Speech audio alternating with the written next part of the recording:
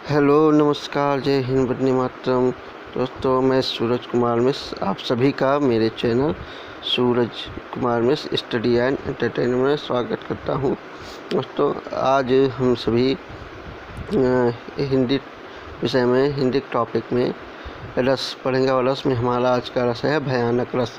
चलिए इसकी परिभाषा देखते हैं कि इसका स्थायी भाव भय होता है।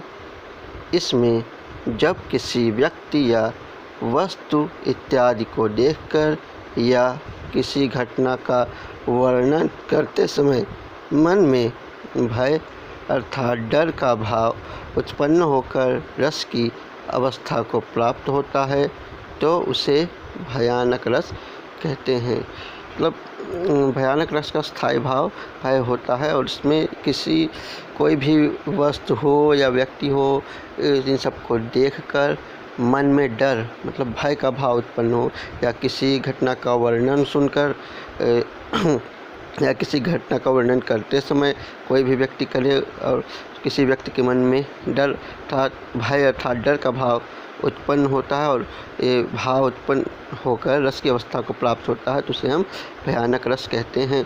और एक और परिभाषा है साधारण रूप में कि भय नामक स्थायी भाव जब विभाव, अनुभाव और चारि भाव से संयोग होता है तो उसे भयानक रस कहते हैं। भय मतलब डर। और किसी भी कोई भी वस्तु हो, कोई भी व्यक्ति हो, कोई भी भयानक चीज़ हो, उसको देखकर मन में कोई भय नामक स्थायी भाव उत्पन्न हो, डर लगे तो उसे हम भयानक रस के रूप में पाते हैं, जो भयानक रस कहलाता है।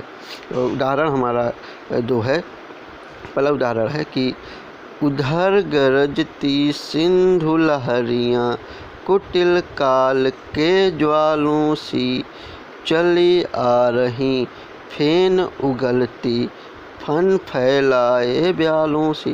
मतलब गरजती हुई सिंधु की लहरें मतलब समुद्र की लहरें ऐसे दिखाई कुटिल काल के ज्वालों से। मतलब कुटिल मतलब दुष्ट, काल मतलब मृत्यु के, ज्वालों मतलब अग्नि के समान लहरें, सिंधु की लहरें मतलब समुद्र की लहरें गरजती हुई आ रही हैं। और कैसे कि चली आ रही फेन उगलती फन फैलाए ब्यालों सी।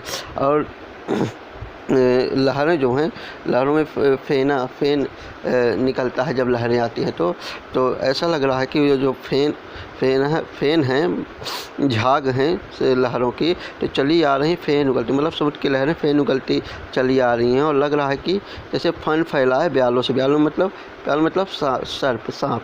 तो जैसे लग रहा है कि सांप फन फैलाए बढ़ा चला रहा है, मतलब डराने के लिए। तो इन सबको देखकर किसी भी व्यक्ति के मन में भय उत्पन्न हो जाता है, डर उत्पन्न हो जाता है, भय नामक स्थायी भाव उत्पन्न हो जाता है।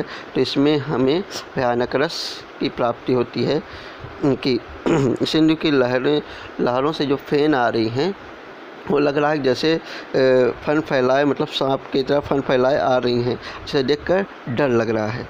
हमारा दूसरा उदाहरण है कि एक ओर अजगर ही लखै, एक ओर मृगराय, बिकल बटोही बीच ही पर्यो मूर्छा खाए।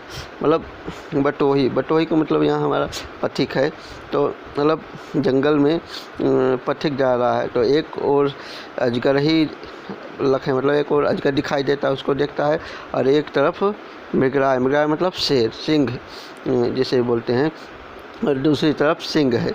तो दोनों को देखकर बटोही जो है व्याकुल हो जाता है। व्याकुल होकर जंगल के बीच में ही विकल बटोही बीच ही परियों मूर्छा खाया, और डर के मारा व्याकुल हो जाता है। व्याकुल होकर मतलब डर से व्याकुल होकर, भय से व्याकुल होकर बटोही मतलब पथिक मूर्छा खाकर गिर जाता मतलब बेहोश हो जाता है।